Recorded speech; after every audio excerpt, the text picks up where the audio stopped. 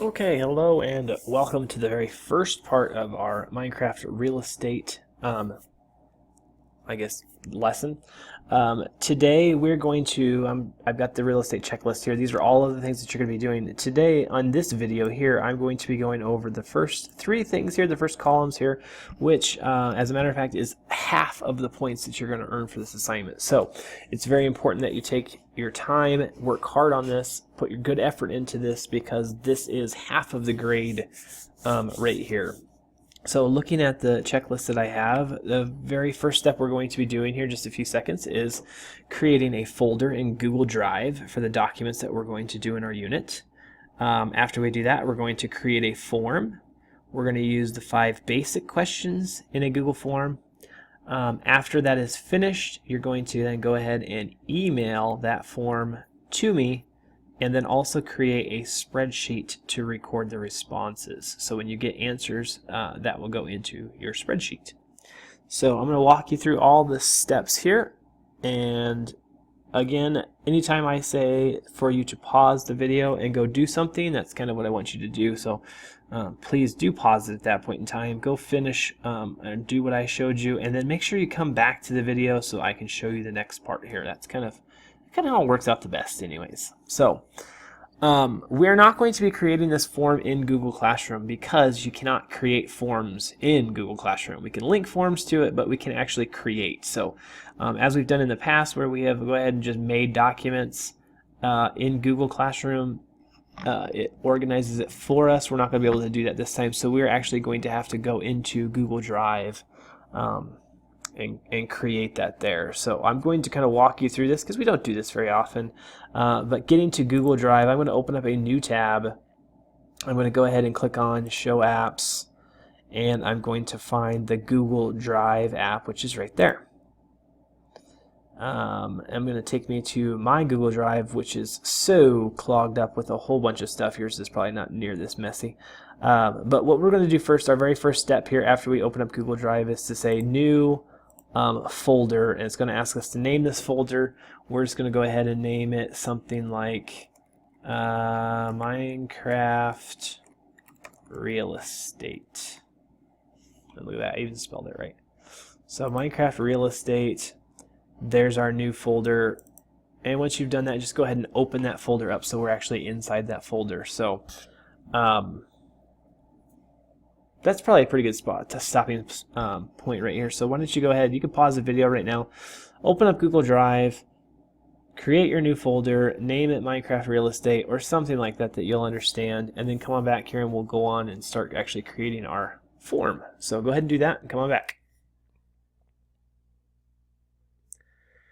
Okay, so hopefully you've caught up with me. You've created that folder with no problems. Now we are going to go ahead and create our form. So we're inside the folder here, so anything that's made is going to stay inside this folder. So I'm going to go ahead and go to New, and as you can see here, our 3 things we have are doc, sheets, and slides. Well, we're not doing any of those things. We're going to go into this More tab. And in your More tab, you'll probably see the Google Forms and the Google Drawings. I doubt you'll see these other things. These are extra add-on things I've put on my Chrome account, but we want to look for the forms. So the forms, Google Forms has a nice little purple little icon there for us. So go ahead and click that, and it's going to take us to a page that looks something very similar to this. Now, as it started, it says here, Untitled Form. We're going to name this form actually the name of your business. So whatever you decided was going to be the name of your business, that's what you're going to put as the name of your form right there. And then you're also going to have to do this up here too. So we're going to, oh, never mind, it did it for me. I thought it would. It was just a little slow. So the name of your business goes right there at the top, okay?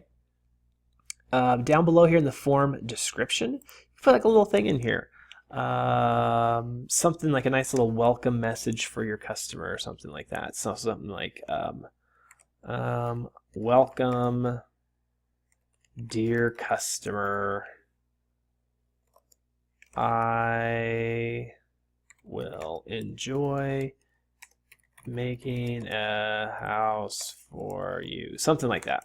I don't know, some nice little message that when they read this, it makes them feel like, oh, this is a good business. I definitely want to have them build me a Minecraft house.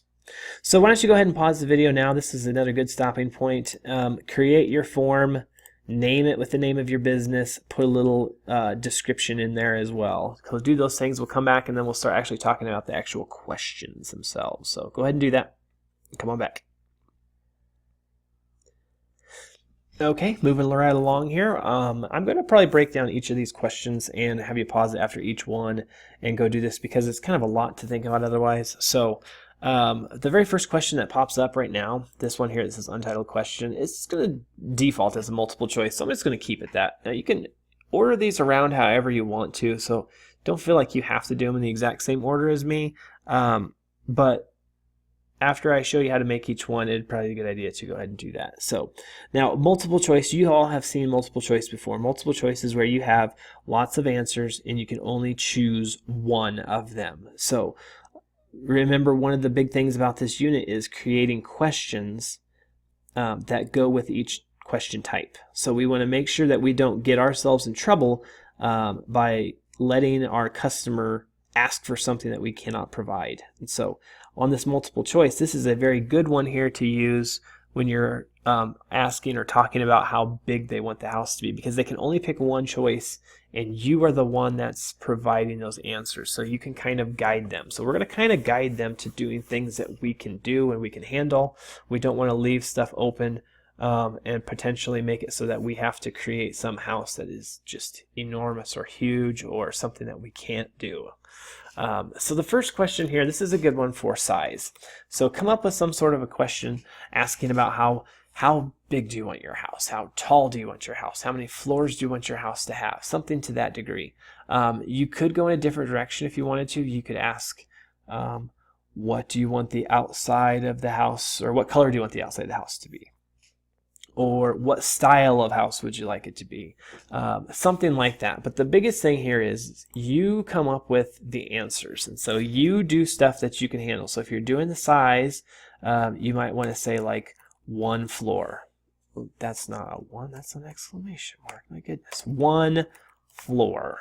And then our second option, if you just click on add option, you could say, oh, look at that. 2 floors. And then you'll never guess what's going to come on this one. Yep, that's right. 4. I'm just kidding. 3 floors, right? Okay, so maybe those are the only ones we want to give them. Of course, we know they're probably going to pick 3 floors, but that's okay. We want to go any higher than that because we don't want to get ourselves in trouble.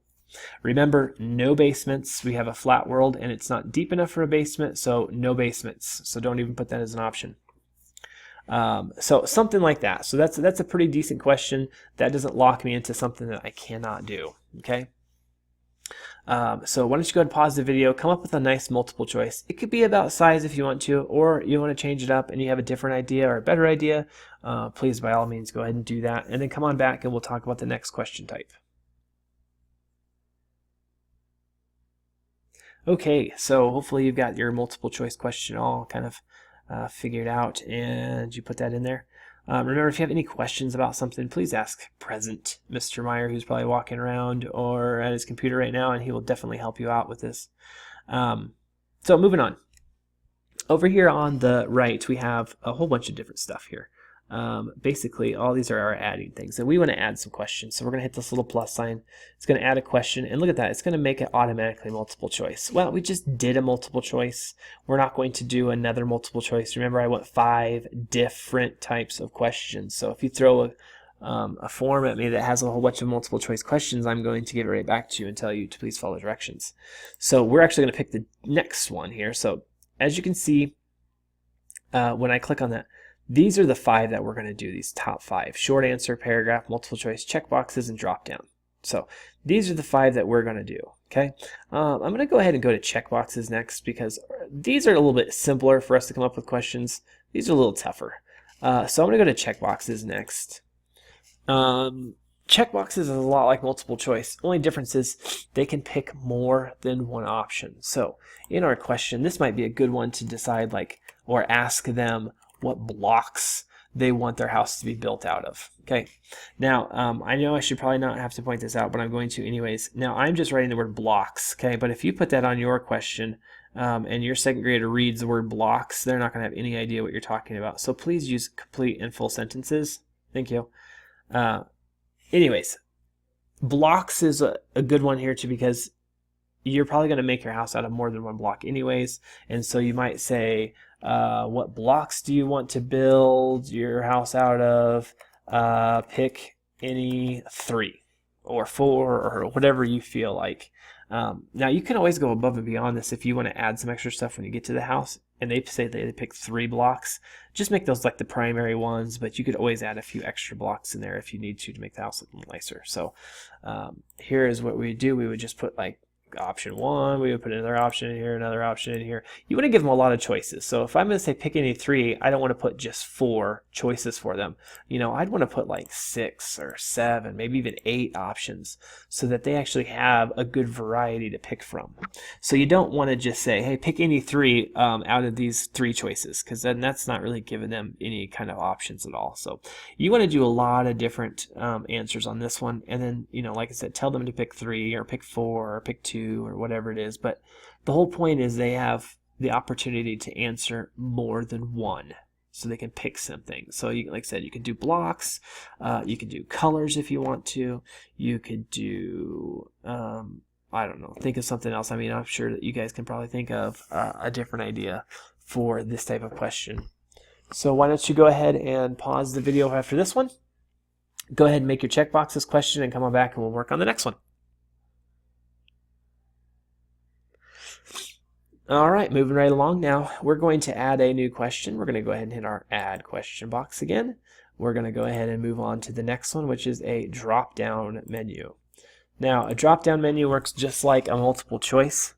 The only difference is, instead of seeing all of the options, it's just going to show one option, and when they click on it, they'll have a big menu that pops up, and they'll be able to actually choose one of those from there. So really kind of a drop-down is like kind of a little bit of a fancier multiple choice, where you probably have more options. So a drop-down question, a good drop-down question might be something like, what type of house do they want? And then you list a bunch of different types of houses: floating house, a tree house, a castle, I don't know, whatever it is that you can think of.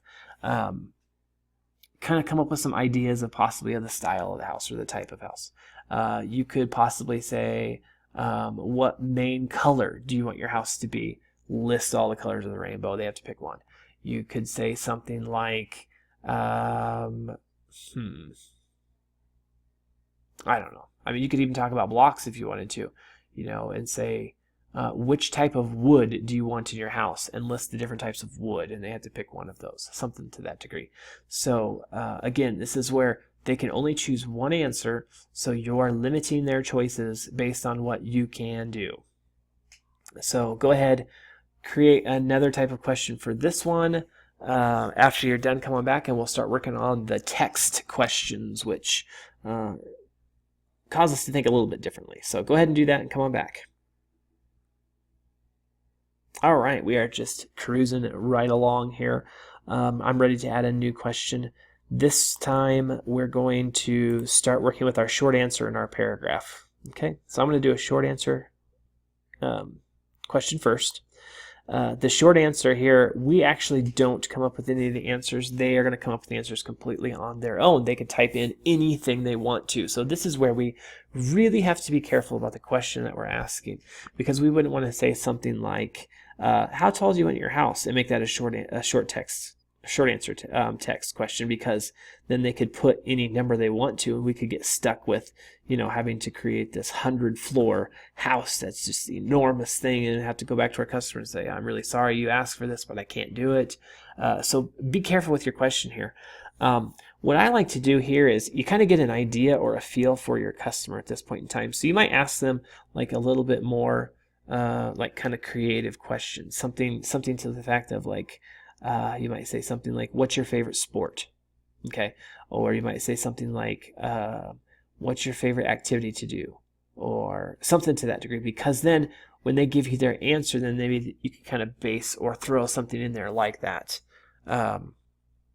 You could say something like, if you could have one really cool feature in your house, what would it be?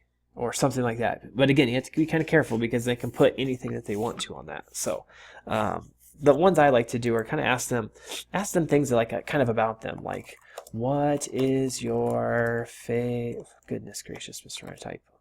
Look at that, we have a capital on the W. Goodness. What is your favorite color and why?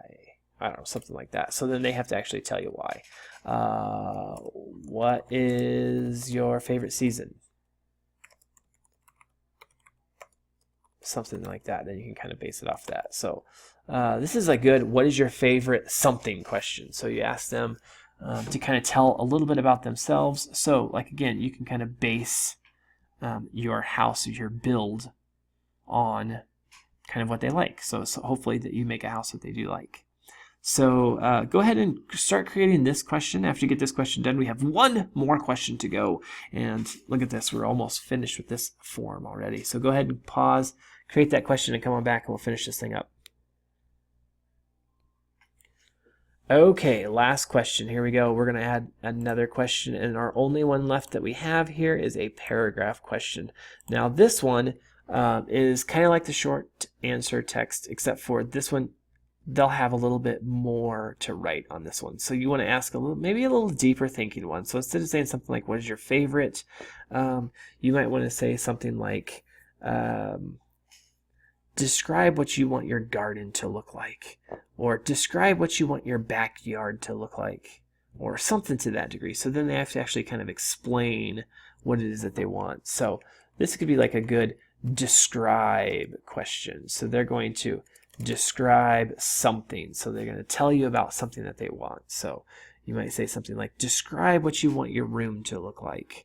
And then of course we try to do the best that we can to fix that. So this is a question where they're going to answer with probably more than one sentence, probably not just a couple of words.